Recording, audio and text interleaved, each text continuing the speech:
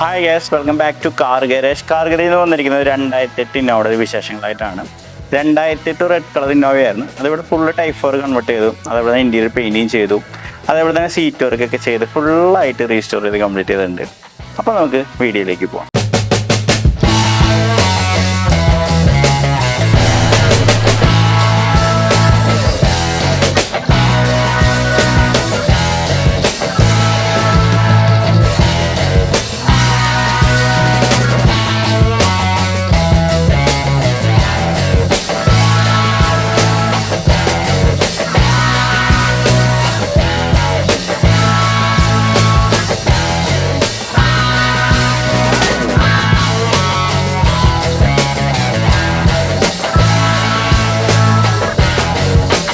Painting ചെയ്യുന്നവർ ശ്രദ്ധിക്കേണ്ട കാര്യങ്ങൾ ജസ്റ്റ് ഞാൻ പറഞ്ഞുതരാം. വേറെ ഒന്നല്ല, നമ്മൾ ഈ ഒരു ഇന്റീരിയർ വണ്ടി പെയിൻറ്റിങ് ചെയ്യുമ്പോൾ നിങ്ങളുടെ യൂസേജ് എങ്ങനെയാണ് നോക്കിയിട്ട് വേണം പെയിൻറ്റിങ് ചെയ്യാനായിട്ട്. നിങ്ങളൊരു കൺസ്ട്രക്ഷൻ വർക്കാണ്, അല്ലെങ്കിൽ നിങ്ങൾക്കൊരു ഷോപ്പുണ്ട്, ഒരുപാട് സാധനങ്ങളൊക്കെ ഈ ഒരു വണ്ടിയിൽ കയറ്റിക്കൊണ്ട് പോകുന്നതാണ്, ഒരു റെഫ്യൂസ് ആണ്, അങ്ങനെയുള്ള യൂസേജും കാര്യങ്ങളൊക്കെ ആണെങ്കിൽ ഒരിക്കലും ഇന്റീരിയർ പെയിൻറ്റിങ് ചെയ്യാൻ പാടില്ല എന്നാണ് ഞാൻ പറയുള്ളൂ. കാരണം വേറെ ഒന്നല്ല, നമ്മുടെ ഡാഷ്ബോർഡ് പറഞ്ഞ മെറ്റീരിയൽ ഇന്നർ തുടങ്ങി ഔട്ട് വരെ ഒറ്റ കളറാണ്. അതും സ്ക്രാച്ചസും കാര്യങ്ങളൊക്കെ വന്നിട്ടുണ്ടെങ്കിൽ കളറിൽ വലിയ വ്യത്യാസങ്ങളൊന്നും വരാനുള്ള ചാൻസസ് ഇല്ല, സ്ക്രാച്ചസ് ഇങ്ങനെ കാണുന്നുള്ളൂ. പക്ഷേ ഇന്റീരിയർ പെയിൻറ്റിംഗ് എന്ന് പറഞ്ഞിട്ടുണ്ടെങ്കിൽ പ്ലാസ്റ്റിക് പ്രൈമർ, സർഫേസർ, ചില ഏരിയകളിൽ സർഫേസർ, അതേപോലെ തന്നെ പെയിൻറ്റ്, അതേപോലെ തന്നെ ക്ലിയർ, മാറ്റ് ക്ലിയർ, ഇത്രയ്ക്കും ഭാഗങ്ങൾ നടന്നിട്ട് ഒരു 1 mm ലെയർ മാത്രമാണ് ഇന്റീരിയർ പെയിൻറ്റിങ്ങിൽ വരുന്നുള്ളൂ. നമ്മുടെ യൂസേജ് ഒരു ഫാമിലി യൂസേജ് ആണ്. വലിയ രീതിയിലുള്ള ഹാർഡായിട്ടുള്ള സാധനങ്ങൾ ഈ ഒരു വണ്ടിയിൽ കയറ്റുന്നില്ല എന്നുണ്ടെങ്കിൽ നിങ്ങൾ ഇന്ത്യയിൽ പെയിൻറ്റിങ് ചെയ്യുന്നതുകൊണ്ട് ഒരു കുഴപ്പമില്ല. ഒരിക്കലും ഈ അടിച്ചിരിക്കുന്ന പെയിൻറ്റ് ഒലിഞ്ഞു പോകാനുള്ള ചാൻസസ് ഇല്ല. ഒരിക്കലും അടിച്ച പെയിൻറ്റ് ഒലിഞ്ഞു പോവില്ല, അല്ലെങ്കിൽ വെയിൽ കൊണ്ടിട്ട് മരിഞ്ഞും പോവില്ല. അങ്ങനെ ഒരു കംപ്ലൈൻറ്റ് ഒരിക്കലും വരില്ല. പക്ഷേ നമ്മൾ ഹാർഡായിട്ടുള്ള എന്തെങ്കിലും സാധനങ്ങൾ വണ്ടിയുടെ അകത്ത് കയറ്റുന്ന സമയത്ത് സ്ക്രാച്ചസ് വന്നിട്ടുണ്ടെങ്കിൽ, ഇതൊരു 1 mm ലെയറുള്ളൂ, എന്തെങ്കിലും ഡീപ്പായിട്ടുള്ള സ്ക്രാച്ച് വന്നിട്ടുണ്ടെങ്കിൽ കളറ് ആ ഒരു ഭാഗത്ത് ചേഞ്ച് ആവാനുള്ള ചാൻസസ് ഉണ്ട്. അപ്പോൾ നിങ്ങളുടെ യൂസേജ് ഒരു ഫാമിലി യൂസേജ് ആണ്, ഓഫീസ് യൂസേജ് ആണ് എന്നൊക്കെ ഉണ്ടെങ്കിൽ ഇന്റീരിയർ പെയിൻറ്റ് ചെയ്യുന്നതുകൊണ്ട് യാതൊരു കുഴപ്പമില്ല. അതല്ല നിങ്ങൾക്കൊരു കൺസ്ട്രക്ഷൻ വർക്കാണ്, അല്ലെങ്കിൽ നിങ്ങളൊരു ഷോപ്പ് നടത്തുന്ന ഒരു വ്യക്തിയാണ്, അതിൽ ഒരുപാട് സാധനങ്ങൾ കയറ്റിക്കൊണ്ട് പോകണമെന്നുണ്ടെങ്കിൽ ഇന്റീരിയർ പെയിൻറ്റിങ് ചെയ്യാണ്ടിരിക്കുകയായിരിക്കും നല്ലത് കേട്ടോ. എന്നും പറഞ്ഞ് വണ്ടി ആകെ ഇന്ത്യയിൽ മോശമായി ഫുള്ള് കച്ചറ രീതിയിലൊക്കെ ആണെങ്കിൽ ഇന്റീരിയർ പെയിൻറ്റിങ് ചെയ്യുന്നതുകൊണ്ടും കുഴപ്പമില്ല കേട്ടോ. അപ്പോൾ ഈ ഒരു കസ്റ്റമറെ സംബന്ധിച്ച് ഒരു ഫാമിലി യൂസേജ് വണ്ടിയാണ്. കസ്റ്റമർ ഗൾഫിലാണ്, നമ്മൾ നാട്ടിലേക്ക് വരുമ്പോഴാണ് ഇടയ്ക്ക് യൂസ് ചെയ്യുള്ളൂ. അതുകൊണ്ട് തന്നെ ഈ ഒരു കസ്റ്റമറെ സംബന്ധിച്ച് ഇന്ത്യയിൽ പെയിൻറ്റിങ് ചെയ്യുന്നതുകൊണ്ടും കുഴപ്പമുണ്ടായിരുന്നില്ല.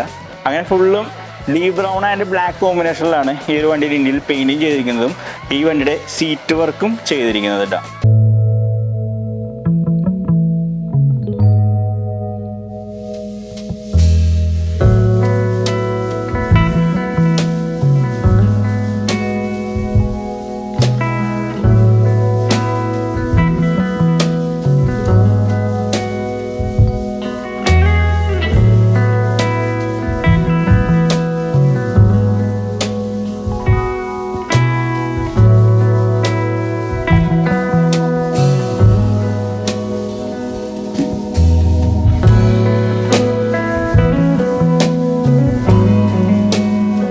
കസ്റ്റമേഴ്സും പല രീതിയിലാണ് വണ്ടി റീസ്റ്റോറേഷൻ കാര്യങ്ങളെല്ലാം ചെയ്യുക. ചിലവർ പെയിൻറ്റിങ് മാത്രം ചെയ്യും, ചിലർ കൺവേർഷൻ മാത്രം ചെയ്യും, ഫ്രണ്ട് മാത്രം കൺവേർട്ട് ചെയ്യും.